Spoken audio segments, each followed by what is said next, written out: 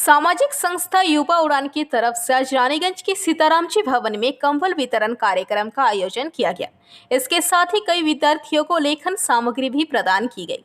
इस मौके पर देश की प्रख्यात कथावाचिका देवी चित्रलेखा मुख्य अतिथि के रूप में उपस्थित थे। उन्होंने कहा कि मानव सेवा ही सबसे बड़ा धर्म है।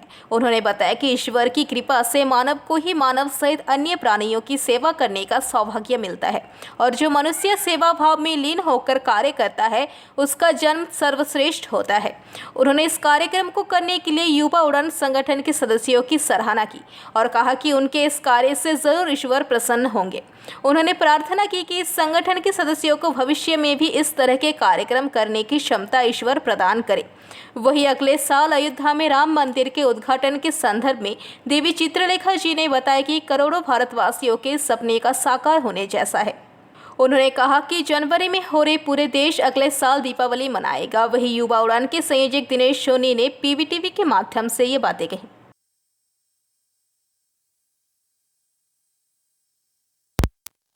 जो भारत की प्रसिद्ध कथावाचिक हैं वो देवी चित्रलेखा जी, वो हमारे इस कार्यक्रम की मुख्य अतिथि रहीं। उनका सानिध्य मिला, उनका आशीर्वाद मिला, उनका मार्गदर्शन मिला है। तो आज हम लोगों ने यहाँ पर का कार्यक्रम किया है।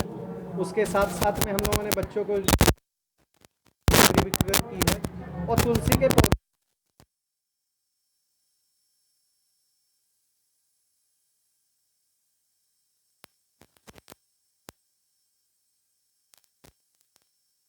हम लोगों ने फिर उस पर चर्चा की हमारी संस्था के सदस्यों द्वारा किया कि ये कार्यक्रम हम लोग और उस ठंड में जो हम लोग रात को हम लोग निकलेंगे, अगर हम लोगों को ऐसे कोई भी लोग मिलते हैं तो उन लोगों को जो है हम लोग यहाँ पर जरूर अपनी तरफ से जितनी भी व्यवस्था हो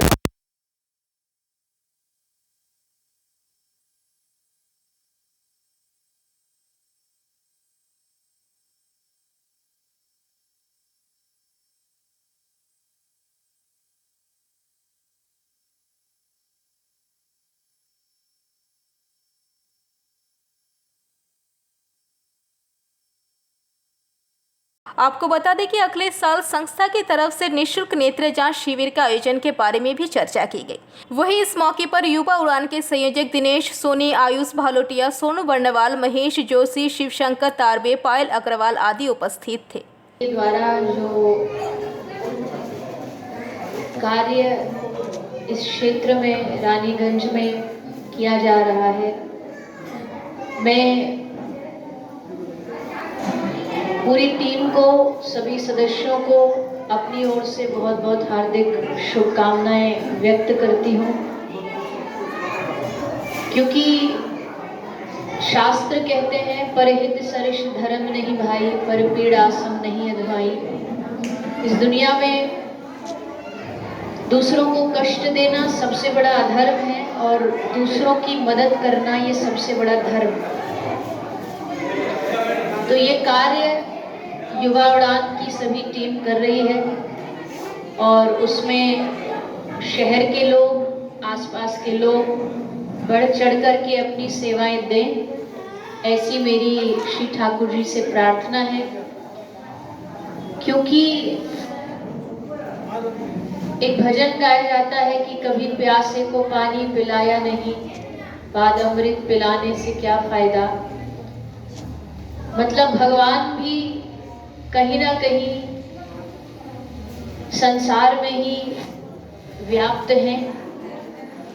उन भगवान को सब जगह देख करके किसी जरूरतमंद की मदद करने का होता है, तो ये भी भगवान की कृपा से ही संभव हो पाता है। तो मुझे बहुत खुशी है, क्योंकि कोई भी क्षेत्र हो, वहाँ कोई भी व्यक्ति अगर सेवा का कार्य कर रहा है तो प्रणाम के योग्य है। जैसा कि भैया ने कहा कि आज से 3 साल पहले जब कोरोना लॉकडाउन स्टार्ट हुआ ही था, तब उस समय हम यही थे, आने का पूरा मुझे प्राप्त हुआ।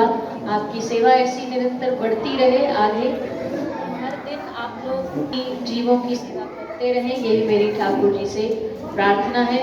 आप पूरी युवा उड़ान की टीम को बहुत बहुत शुभकामनाएं। जय श्री राम।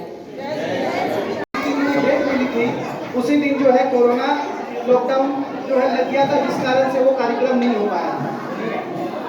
तो दीदी से हम लोग आशीर्वाद चाहेंगे। इस बार भी आप आते हैं, हम चाहेंगे।